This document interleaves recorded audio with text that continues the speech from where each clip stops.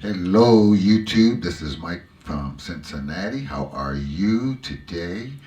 Welcome to the first, hopefully, of many videos that seeks to nurture what I would call the intermediate gospel and jazz pianist. This is coming out of a need that I see anyway, that there are lots of resources for beginners, naming the notes, learning your scales, etc., learning your triads. And then there's a lot of things out there that I would call advanced. I mean, they are really out there and they really do sound good. But the resources for that middle, that those people who they do have their triads down, they do have their scales down, and the advanced stuff is a little bit too much. That's what this channel is going to be about. So if you know your notes, you know your triads, you know all the inversions, you know all 12 major scales, then this is the place for you, and you're interested in gospel and jazz music, you're in the right spot. So be sure to like this and subscribe, etc. We'll see how this goes. How is this going to roll out? Well, each week it's like taking a lesson. I'm going to try to read the comments and put forth what I would call a week of bite-sized lessons that you can go and practice and then apply to whatever song that you want to play. So today I'm going to tackle a big topic, and it's about chord voicings. That's probably a whole degree in college, chord voicings. But we're going to bite this elephant a chunk at a time, and I have a news flash for you. You don't have to know every last chord voicing and every last inversion, etc. What I want to do is give you a couple things so that when you see a song breakdown or you see a chorded song, you kind of get the idea of what's going on and why the artist or the teacher chose that voicing. What I'm going to do today is talk about major and minor chord voicings that are a little bit more intermediate, and I'm going to call them money. They're just go-to. There's 1,000 ways to voice chords, but then every pianist that I know, they have in their pocket what they call go-to chords. If I want to play a B minor chord, I'm going right there. I'm not even going to think about it. Or here. If I want to play a C major chord, I'm going here. Now I know there are lots of ways to voice this chord, but this is my money. This is where I'm going. Now, could I have gone here? Sure.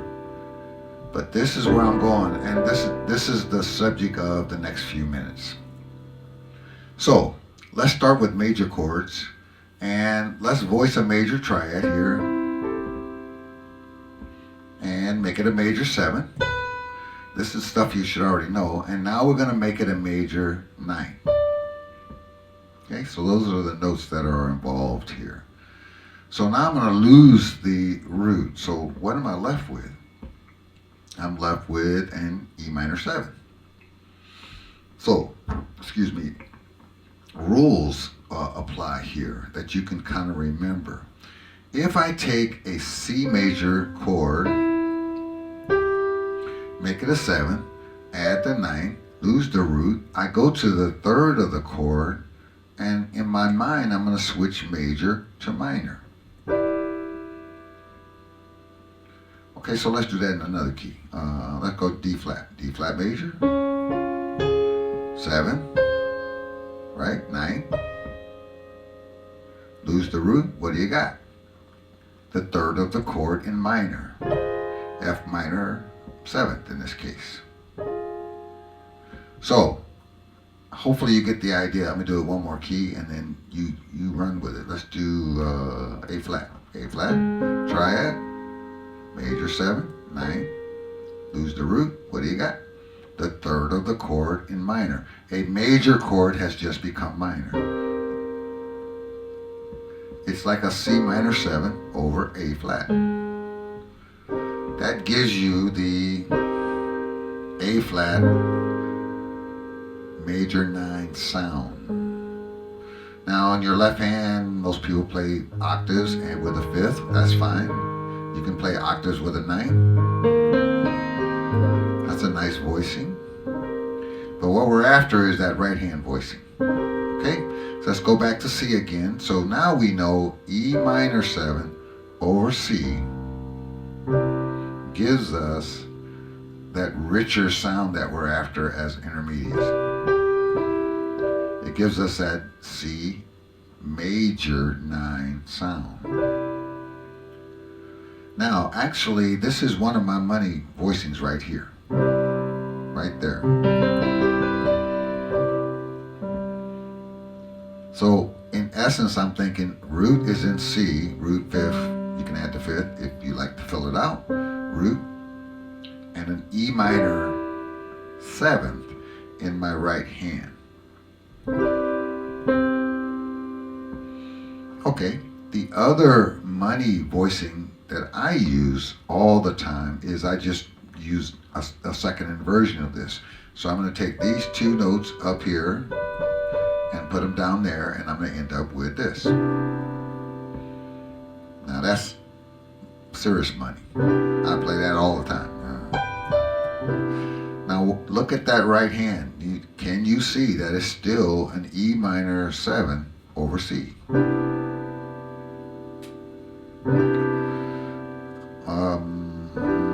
Now, I'm not sure if some of you have this and some of you don't. Leave it in the comment section if you want me to go more into detail, because I'll try to follow your lead and see what you need. The minute I have a voicing of any kind, that's a voicing. That's a voicing. What I'm going to do is I'm going to put numbers to that voicing. I know I'm in the C major scale, so I'm saying, oh, there's a root there. That's a 7th, that's a 9th, that's a 3rd, that's a 5th. Why? Because I might want this voicing. Now I'm in D flat, I'm thinking in the D flat scale. Remember, the D flat scale, every scale has numbers associated with it. But it's the same root 7, 9, 3, 5.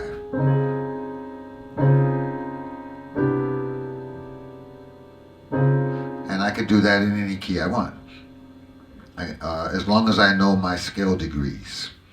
So, and scale degrees might need to be a video by itself. I'm not sure. I don't know what everybody knows. But right now we're talking voicings. So here's a money voicing, and here's another one. Now when I say money voicings, that means it's just a go-to voicings. I understand that it's melody dependent. Maybe the melody is A, so I might have to play my money voicing but stretch my fingers.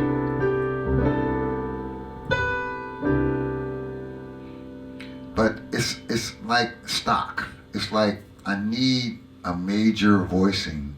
It's just my go-to. Now, can I play different voicings? Sure. I can play this voicing. That's a quarter voicing based on the 9.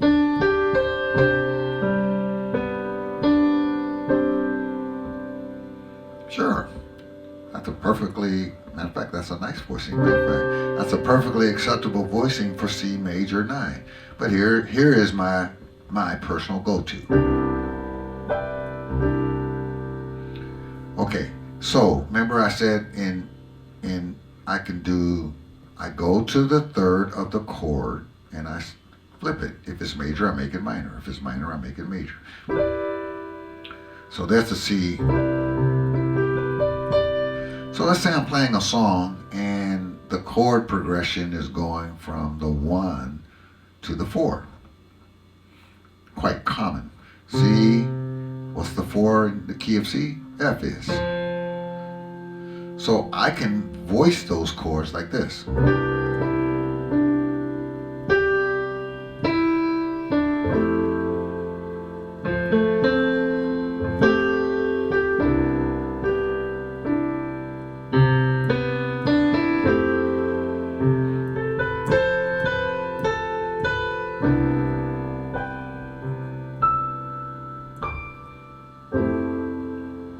So how am I tackling this 4 chord? See, I'm doing a money chord for me, a money voicing. Here's the F. Here's the third of the chord. All I did was is think of my right hand. Here's the third of the chord. I voiced an A minor chord in root position. I'm in business. I brought the another part, and I'm just musing right now, so forgive me. Another part of being an intermediate musician versus a beginner is musicianship. So you notice I didn't just bang that. I brought that. I played my low F, and then I brought my. First of all, I kind of splashed that A minor. Had my pedal on. You know, your wrist kind of goes that way, and then I filled it out with my left hand. Now you might do it a different way. That's fine.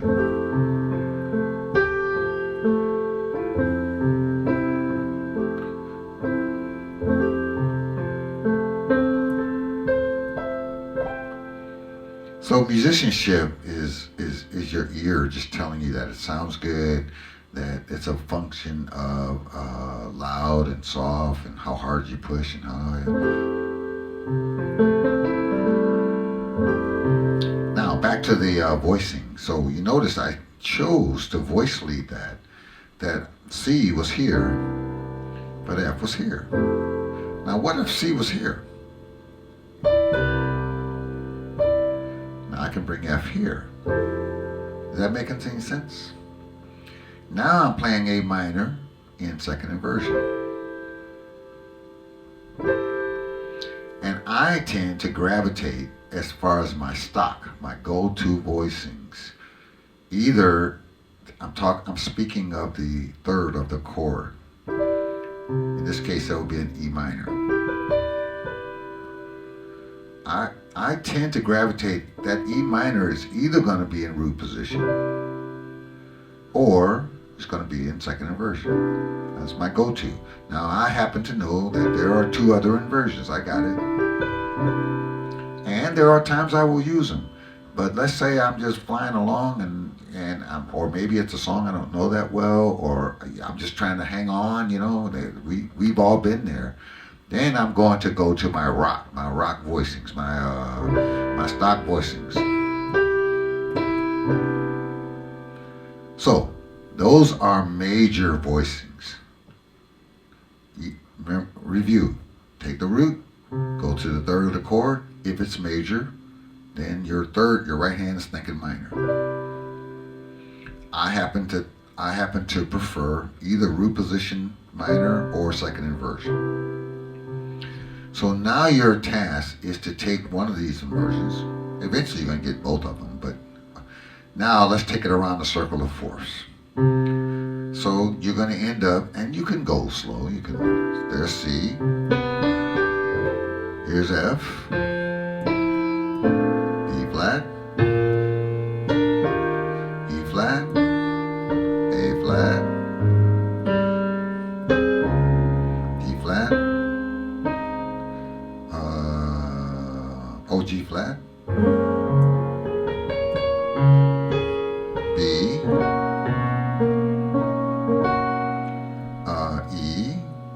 E would be here, and then here comes A. I should go slower in case you want to capture these notes off my virtual and keyboard there. D. Back to C again.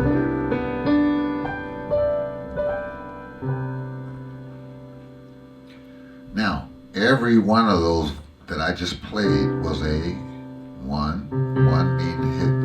1, 7, 9, 3, the key change. I won't do it now, but then how you interpret when I put E minor here in root position, now you have a 1, 3, 5, 7, 9 voicing. And then you should be able to take that around the circle of fourths. Okay? So, lest this gets too long, let's do the same thing in minor. Okay, so let's voice a C minor 7 chord. Let's add the 9th. Let's take away the root. What you got? You got an E flat major chord. E flat major 7 chord over C. So remember I said earlier that if you're after minor, go to the 3rd of the chord and then flip it. In other words, the minor chord yields a major right hand, if that makes sense. I got to figure out a way to say that so it doesn't confuse you. Okay, so we're going to do the same thing we did before. Either we're going to play it this way. That means I'm thinking root in my left hand and, listen to that sound. And an E flat major 7th in my right hand. That's in root position. Or I'm going to take E flat major 7th, E flat major 7th in second inversion, which is here. That's definitely money. And these second inversion chords sound so good because of that dissonance in the middle, that crunch. So here's major, here's minor. Here's major, here's minor. And again, to repeat, lots of ways, 100 ways to voice this chord. You can stretch it out, you can open it up, you can leave notes out, you can add more notes, you can turn it into a minor 11th, all kinds of stuff. This, what I'm teaching right now, is just your go-to. So, if I was playing a 2-5-1, I would be in the key of B flat, because C is the 2 of B flat. All I got to do is 2. If I wanted an F13, I just drop my thumb. And then I'm going to head right for a B flat major 7. There's that 1, 7, 3, 5 voicing again. How easy is that? And if you didn't get that, let me do that slowly. There's a 2, money. All it is an E flat major 7th in my right hand in second inversion over C. When I get to F, everything stays the same. My bass drops to F. My thumb comes from B flat down to A. That's your homework. You figure out why that is a B flat 13. And then I'm going to go to a stop voicing on B flat. Okay, back to minors. So let's do the same thing that we did on majors and take that around the circle of fourths. There's a C minors, and the result is a C minor 9. You can add the 5th if you want. Sometimes I do, sometimes I don't. Or if I'm down here, I probably would. Oops. Okay, so C minor 9, F minor 9, B flat minor 9, E flat minor 9, A flat minor 9, D flat minor 9, G flat minor 9, B minor 9, E minor 9, A minor 9, D minor 9,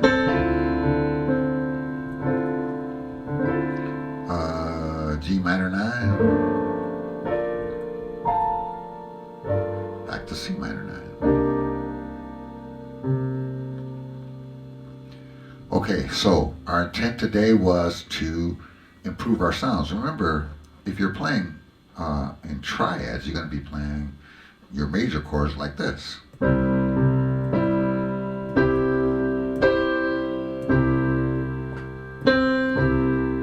There's nothing nothing wrong with that if you're playing a folk song or you're playing for the children's choir.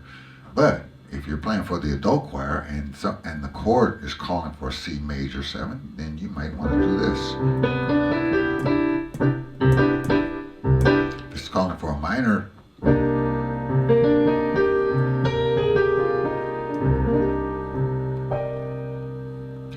so your bite-sized homework for the day is to work on those chord voicings if you don't already have them.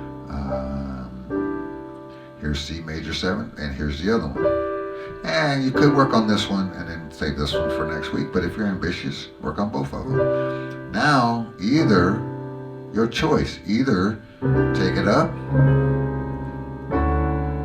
right? Or take it around the circle of fifths, which we did earlier. Okay, that's our bite size for today. That helps to improve your sound, gets heads turning your way, and moves you into this area of intermediate pianist. I'm going to try to put out a video each Tuesday, so don't forget to subscribe so you'll get notified. All right, be blessed. Take care. Bye-bye.